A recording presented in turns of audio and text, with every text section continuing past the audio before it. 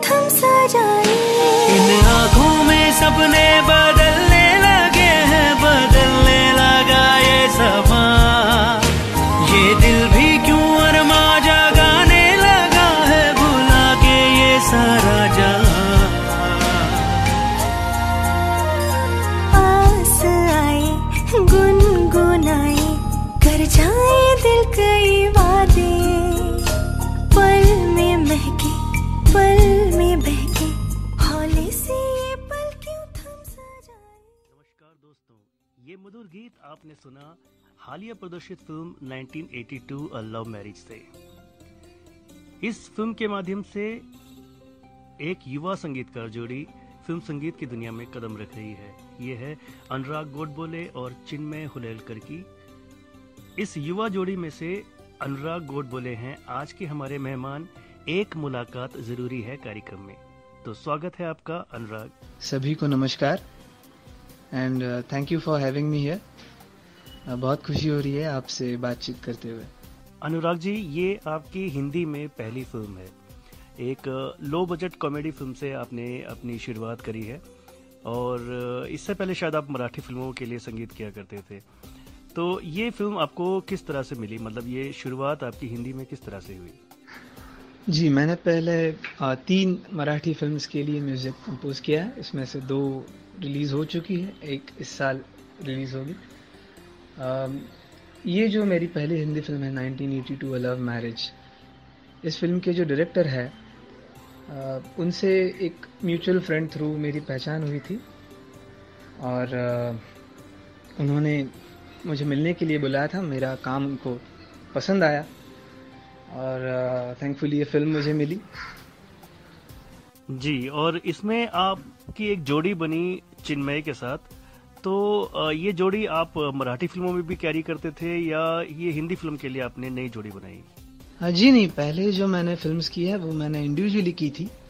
वैसे चिन्मय से मेरी पहचान तो काफ़ी साल पुरानी है। लगभग 3 साल पहले मैं उनसे मिला था। वो खुद एक साउंड इंजीनियर है और एक स्टूडियो में ही हमारी मुलाकात हुई थी। पर उस समय मैं इंडिविजुअली काम करता था। पर जब ये फिल्म मुझे मिली तो मुझे ऐसा लगा कि शायद अगर हम साथ में काम करें तो डेफिनेटली आउटपुट वुड बी बहुत ज़्यादा अच्छा आउटपुट रहेगा। ये सोच के हम दोनों ने तय किया कि ये फिल्म हम साथ में करेंगे। ओके, तो ये एक नई जोड़ी बनी हिंदी फिल्म के लिए। तो एक सवाल जो मेरे जहन में आता है वो ये कि आपने 3 फिल्में करी, एक इंडिविजुअल स्पेस आपका रहा होगा म्यूज़िक को लेकर। अब ऑब्वियसली एक नया पर्सन आपके साथ जुड़ता है तो कुछ इंटरेक्शंस और कुछ ओपिनियन के डिफरेंसेस भी हो सकते हैं। तो ये कैसा इजी रहा आपके लिए या थोड़ा सा मुश्किलात इसमें पेश आई आपको कुछ? जी, बहुत अच्छा सवाल पूछा आपने। डिफरेंस ऑफ ओपिनियन तो होता ही है और मेरी राय में होना भी चाहिए, क्योंकि अगर 2 लोग हैं और दोनों के व्यूज़ 100% अगर मैच हो रहे हो तो फिर 2 लोगों की ज़रूरत ही नहीं है। फिर अकेला ही कोई उनमें से एक जन वो काम कर सकता है। और अगर डिफरेंस ऑफ ओपिनियन है भी तो भी ये बहुत ज़रूरी है कि एक म्यूचुअल रिस्पेक्ट और म्यूचुअल अंडरस्टैंडिंग हो, जो मैं समझता हूँ कि मुझमें और चिन्मय में बहुत है। हम दोनों एक दूसरे को कम्प्लीटली ट्रस्ट करते हैं, एक दूसरों की एबिलिटीज़ पे हमें पूरा भरोसा है। तो कभी कभी ऐसा होता भी है कि कुछ बातें मैं कहूँ जो शायद उसको इतनी अच्छी ना भी लगे, पर फिर भी उस म्यूचुअल ट्रस्ट और कॉन्फिडेंस की वजह से वो चीज़ें अप्रूव की जाती हैं और आगे जाके उस कई दफ़ा वो बहुत अच्छी भी लगती है। जी, तो इसका मतलब ये हुआ कि ये जोड़ी हम आने वाले समय में भी बहुत सी फिल्मों में एक साथ देखेंगे, यानी कि ये सिर्फ इस फिल्म के लिए बनी हुई एक जोड़ी नहीं है, बल्कि आप दोनों शायद लंबे समय तक एक दूसरे के साथ मिलकर काम करना चाहेंगे। बिल्कुल बिल्कुल, we enjoy working with each other और डेफिनेटली ये जोड़ी आपको आगे भी काफ़ी फिल्मों में देखने को मिलेगी। अच्छा अनुराग, एक सवाल और इसी फिल्म से जुड़ा हुआ। मैं देख रहा हूँ इस फिल्म के जो प्लेलिस्ट है उसमें 4 गाने हैं और एक जावेद अली को छोड़ दिया जाए तो बाकी लगभग सभी गायक नए हैं जिनमें आप दोनों खुद भी शामिल हैं, तो ये एक बजट कंस्ट्रेंट था या एक आपको लगा कि ये गाने जो हैं आप ही लोग इनके साथ बेहतर न्याय कर पाएंगे? कुछ क्या वजह रही कि आपने एस्टेब्लिश सिंगर्स नहीं लिए? बजट कंस्ट्रेंट तो मैं नहीं कहूँगा, पर हुआ यूँ कि जब हमने ये गाने कंपोज किए थे और ये ट्यून्स हमने स्क्रैच ट्यून्स हमने जब अप्रूवल के लिए डायरेक्टर और प्रोड्यूसर के पास भेजी थी, तब वो स्क्रैच ट्यून्स में हम ही ने हम वो गाने गाए थे। और वो सुन के कंपोजिशंस तो क्रिएटिव टीम को अच्छी लगी ही, पर साथ साथ हम लोगों की सिंगिंग भी अच्छी लगी।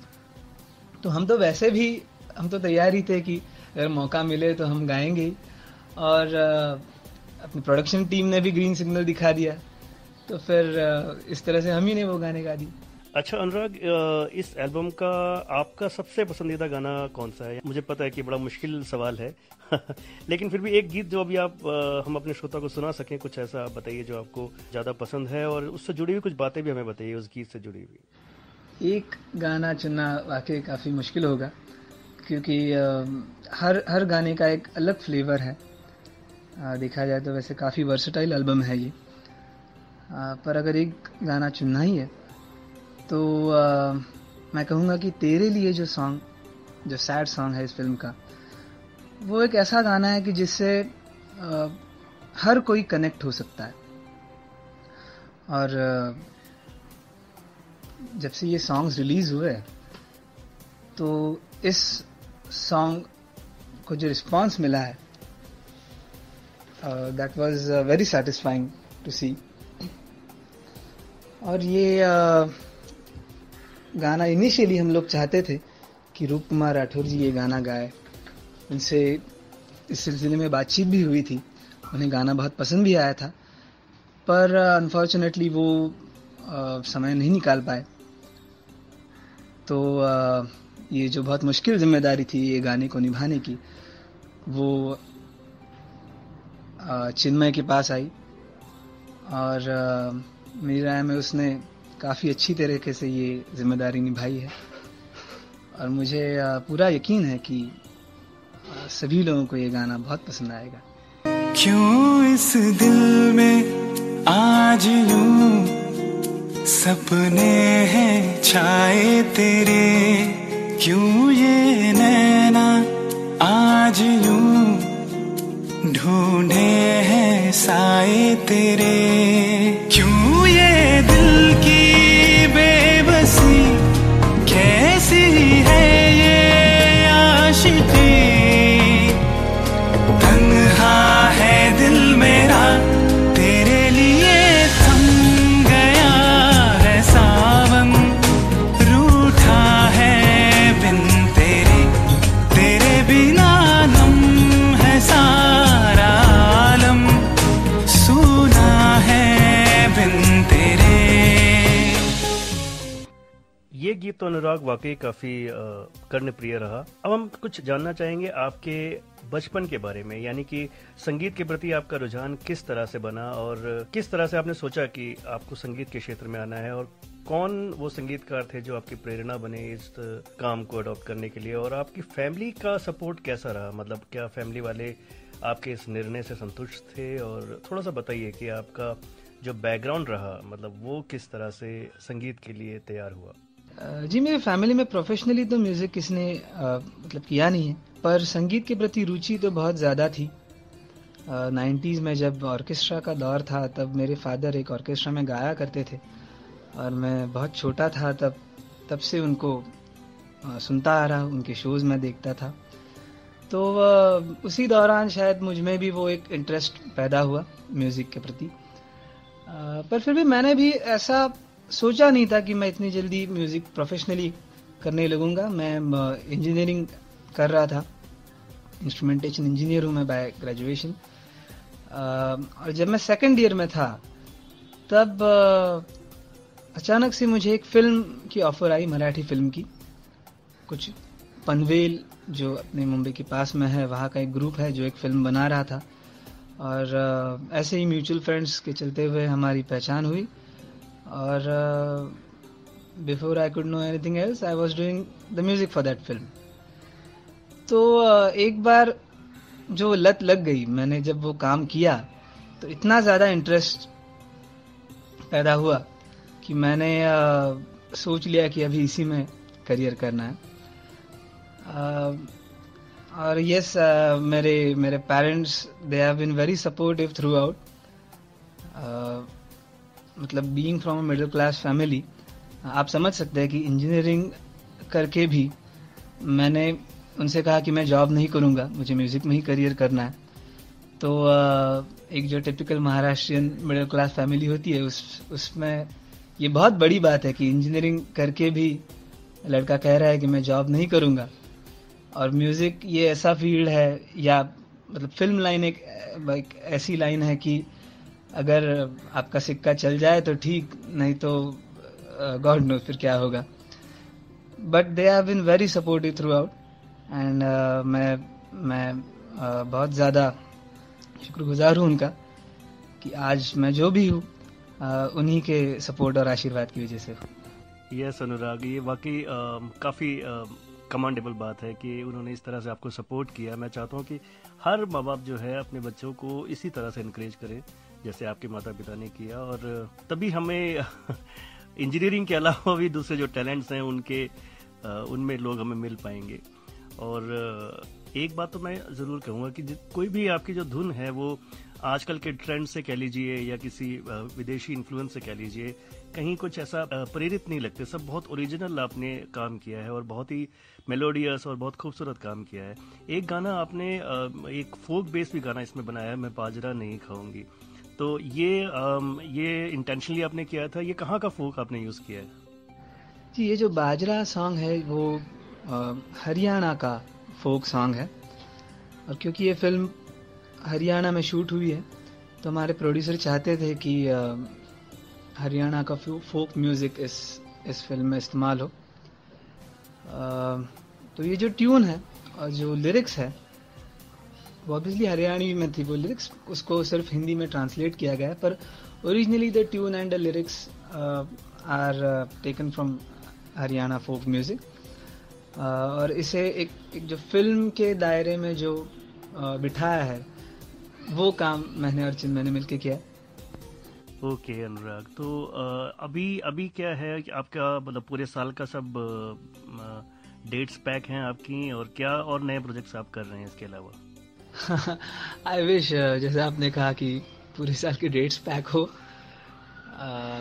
बट फॉर नाउ हम लोग कुछ मराठी फिल्म्स कर रहे हैं और उसके अलावा हमारा एक बैंड है मेलोडी फ्रेंड करके। तो हमारी बैंड के लाइव शोज चालू रहते हैं। अनुराग, आपसे बात करके हमें बहुत अच्छा लगा और हमें पूरा यकीन है कि हमारे श्रोताओं को भी बहुत अच्छा लगा होगा। इससे पहले कि हम श्रोताओं को इस फिल्म का एक और गीत सुनाएं जो कि आपकी अपनी आवाज़ में है, हम चाहते हैं कि आप इसे खुद एक बार गा के भी सुनाएं हमारे श्रोताओं के लिए। बहुत बहुत शुक्रिया, the pleasure was all mine. बहुत अच्छा लगा आपसे बात करके। मैं गाना आपको ज़रूर गा के सुनाऊंगा, पर उससे पहले इस माध्यम से मैं अपनी पूरी टीम को एक बार धन्यवाद कहना चाहूँगा। Thank you so much my entire music team. मेरी लिरिसिस्ट आदिति जहागीरदार, सिंगर्स जावेद अली साहब, कीर्ति किल्लेदार, रक्षा जाधव, सभी ने इस प्रोजेक्ट के लिए बहुत ज़्यादा मेहनत की है। और जो भी आउटपुट आपके सामने है वो एक कंप्लीट टीम वर्क का एक आउटकम है। और बहुत अच्छा लगता है जब आपके काम की सराहना की जाती है। तो हमारे ही साथ इस पूरी टीम का कंट्रीब्यूशन उतना ही है इस प्रोजेक्ट में। तो फिर एक बार मैं उन सभी को तहे दिल से धन्यवाद कहना चाहूँगा। और ये जो इस फिल्म का गाना जो मैंने गाया हुआ है मैं आपके सामने पेश करता हूँ। मैं बीए पास लड़का, तू अनपढ़ छोरी, मैं छोरा बड़ा सयाना, तू लड़की दिल की भोली, मेरी टेढ़ी मेढ़ी राहें, तू सीधी साधी छोरी, मेरी तीखी तेज बातें, तेरी मीठी सी है बोली मुझे ब्याह दिया असल गवार से, मुझे ब्याह दिया असल गवार से। मैं बीए पास लड़का तू अनपढ़ छोरी, मैं छोरा बड़ा सयाना तू लड़की दिल की भोली। मेरी टेढ़ी मेढ़ी राहें तू सीधी सादी छोरी, मेरी तीखी तेज बातें तेरी मीठी सी है बोली। मुझे ब्याह दिया असल गवार से, मुझे ब्याह दिया असल गवार से। थैंक यू अनुराग, आपने जो समय दिया उसके लिए आपका बहुत बहुत धन्यवाद। और ये गाना वाकई आपने बहुत अच्छा गाया है और इसी गाने के साथ हम दर्शकों को छोड़ते हैं और साथ ही हमारी पूरी टीम की तरफ से आपको और चिन्मय को आने वाले सभी प्रोजेक्ट्स के लिए बहुत सारी ढेर सारी शुभकामनाएं। आप लोग इसी तरह से बेहतर और खूबसूरत काम करते रहें। धन्यवाद जी, बहुत बहुत शुक्रिया। हमें खुशी है कि आपको हमारा काम अच्छा लगा and thank you once again, thank you so much.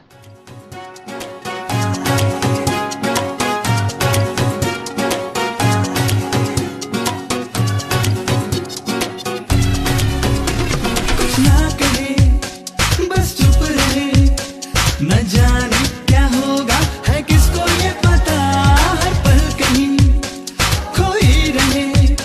न जाने अब जाऊं तो जाऊं मैं कहाँ, वो है जरा सी गुमसुम जब यूं ही कुछ कहती है, जो कह देती है बातें मेरे दिल को छू जाती है। मन मोह लिया उसके खुमार ने, मुझे ब्याह दिया असल गवार से, मुझे ब्याह दिया असल गवार से।